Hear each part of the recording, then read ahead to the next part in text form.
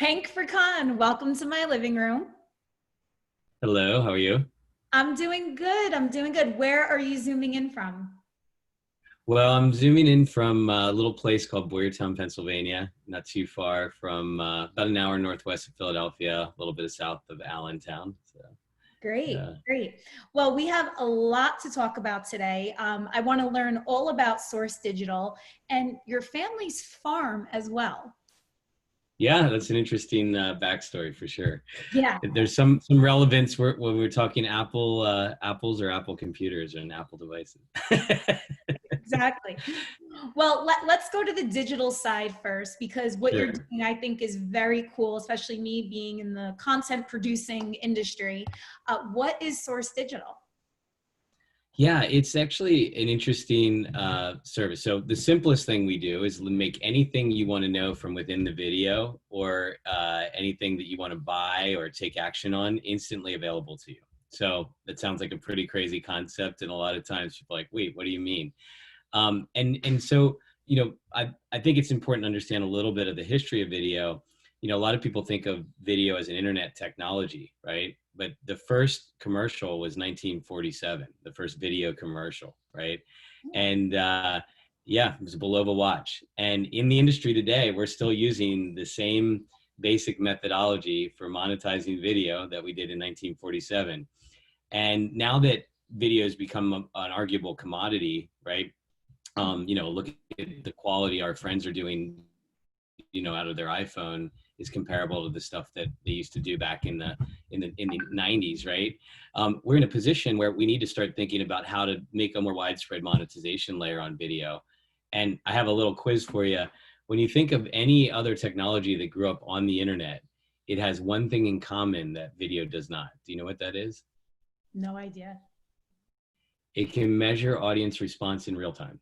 So if you think about social media, right, whether you're liking or favoriting somebody, if you think of Googling for something, e-commerce, right, even esports, playing, right, all those things are formats that grew up on the internet, and you can actually get a real-time understanding as a brand or a retail relationship or even an information relationship with the viewer, that screen time.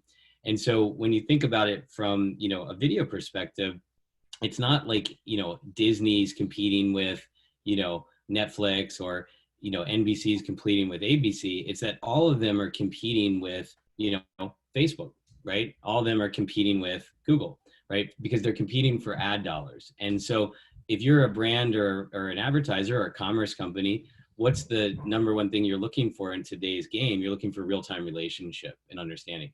And as a consumer, you're watching video, there's a theme called social currency, which we embrace. And people always think of currency as an economic form, right? But information is a form of trading.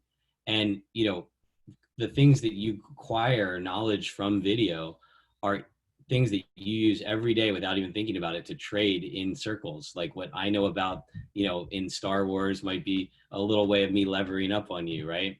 Or if you think about, no fashion designer in the world probably would have pegged the comeback of the skinny tie, right? But it's when Mad Men hit season 4, right? And someone like my sister who's on the design team there is actually, curating away those styles, right? That suddenly the consciousness of culture starts to grab onto that. And so we think that there's an opportunity, and the way we've evolved our technology, and we've had to literally invent pretty much everything to do this, lends itself that in today, the next generation wave of video is not just a lean back experience, but more of a lean in experience, just like you have on other digital forums.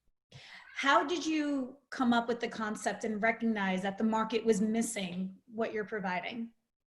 Yeah, so back in my previous company that I co-founded, we were really good at what we'll call information in moments, right? So we were able to take information that was important for another computer to understand, and we were able to translate that information for that computer, right? So something, to get geeky, like color, right? Or the aspect ratio, are you in landscape or portrait, right?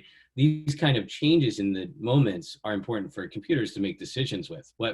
It was my sister, who's one of our co-founders, who, started showing me information. I'll never forget the one email Laura, I tracked you down. I know you were a designer on True Blood. Could you please tell me who made the pink hoodie that Sookie was wearing in episode X, season Y, right? Now think about the amount of friction that that person had to go through to try to track down someone who was on the design team to get information about a pink hoodie at a moment in time, and how many other people dropped out along that journey. And what's cool is it wasn't even for herself, it was for a patient. So people want information from video for many reasons. And you and I watching the exact same moment in video might have very different likes and interests about that moment. You might be more interested in the characters. I might be more interested in the location. And that's called temporal information. And so we started thinking, well, if we can deal with temporal data on a computer level, why can't we extend that information to humans? And when we extend it to humans, what kind of actions might they take? Would they buy something? Would they join a campaign? Would they launch a new platform? Would they just acquire the information and sit on it for a later date? All of that stuff is what brands and retailers and content companies want to know more about. Right? So take me through the experience. I'm watching a video. We'll use that example Sure. that you gave. I'm watching, I don't know, Shameless, and I'm watching Right, it right. fine. And I see, one of the characters, oh yeah, I really like that dress. How am I Right. going to be able to track that down using your technology? Well, what's cool is the idea itself in the mindset of I want that dress, right, has been around for a while, but the device relationships that we've had haven't really been there in the past when these first early stages were trying to come out. And so we looked at its source as two things. And it's important to understand these two things to get to that answer, right? The thing that we needed to think about in the future is that you can't predict the information that you want. You want the dress, I want the location, right? So you have to make, just like Google doesn't restrict or try to tell you what it's going to serve you, you have to let all information in a moment become available and think about that relationship. The second thing is, what device are you on when you're watching this, right? Are you on your mobile phone? Are you sitting in your living room? Are you talking to your natural language device like Alexa or Google, right? And are you in a movie theater, right? All these different device relationships matter as to how we think about that user experience. So to answer the question, what does it look like? On the most simplest level, just imagine you're looking at your mobile phone and you're watching the video there or on desktop. And, in that moment, the information just floats, there as an opportunity for you to open and ask questions or suck the information down. It's time to the moments that you're in, right? You could also, in a more wider screen layer, you could drag your mouse over and click on something or an object, right? And that's another way to extend it. Wow. And we start getting into things, not just should we stop the video when you do that, or do you want to let the video play, right? Some of that can be dictated by the advertiser, some of that, or content owner, some of that could be dictated by you, right?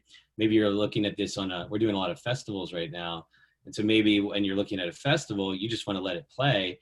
But if it's an information like location, you might want to really dig in a little bit deeper, understand more about that before you move on to the next.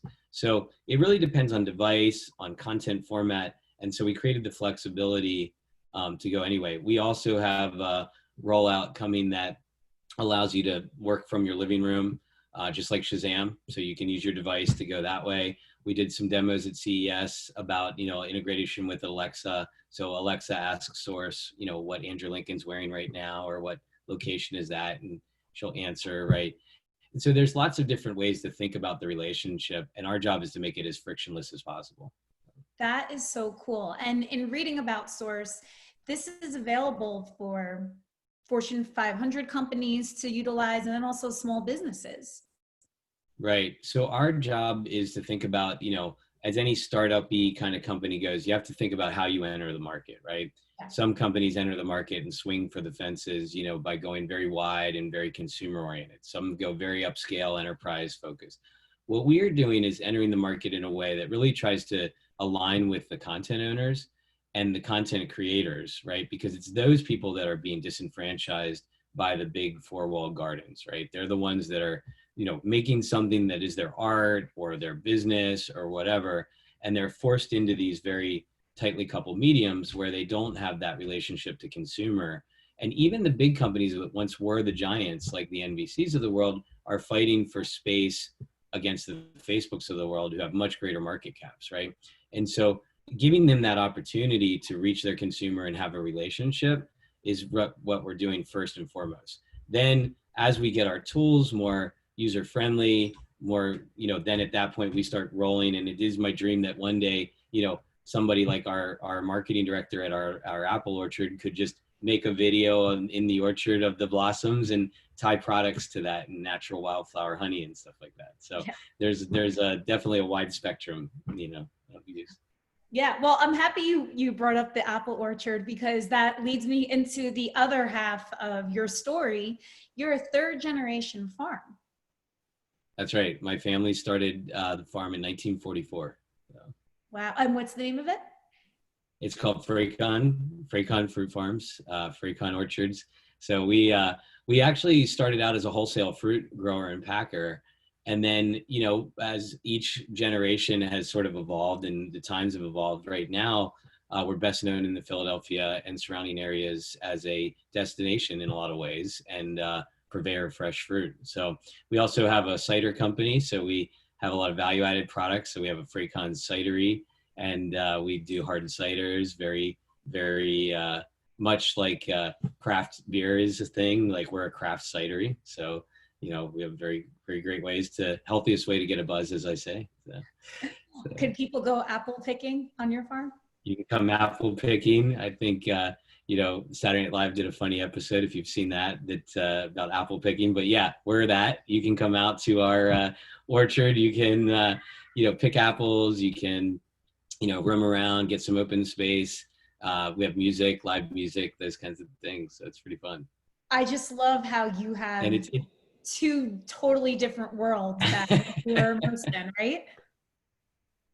Well, it's important to me because, one is very saturated, very digital, very screen dominating. And the other one is very like open space, get out, think about. But at the end of the day, the economies and the way that you ultimately distill these relationships to the consumer, there's a lot of synergy, more so than you would think. And as we keep growing both businesses, I constantly find methods for intersection. We're even now working on something that I think we'll later do this winter when things are a little slower and people, are inside.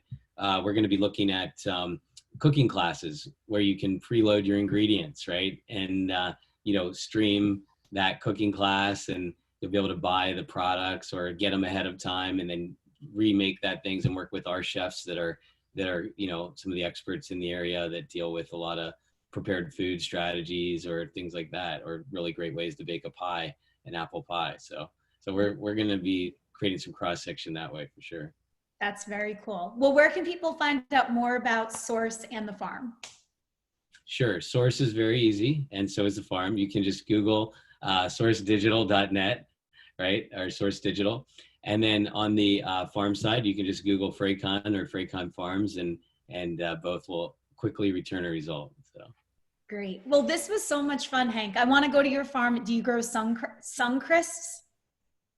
We grow Honeycrisp, we grow Sungold, we grow, we grow a lot of, we have a pretty wide variety covering from, old world apples, ones that are now we're phasing back in because of the evolution of cider, and other ones that are very new, like Evercrisp, that are just really great eaters, and everything in between. So. No, nothing beats an apple from a tree. I can't eat the apples from the supermarket. They make me itch. I don't know. They spray it with something. It's like they're soft, and you got to get to that fresh. And one of the cool things, if you're in the New Jersey, Philadelphia area and watching this, we're in a bunch of great farmers markets in the Philadelphia area. So Rittenhouse, Clark Park, those kinds of markets, and even in the advent of COVID, we're still operating in those markets, and you can get great fresh produce that way too. So that's great. Just stay with your seasons. Yes. So Hank, except for cider, you can drink that year round. That's year round. Hank, I'm happy our internet worked this time around. So thank you. Thank God. Yeah. Thank you very much. I look forward to checking out Source and visiting the farm. Thank you so much. Thank you. Great to meet you. Yep. Bye. Bye.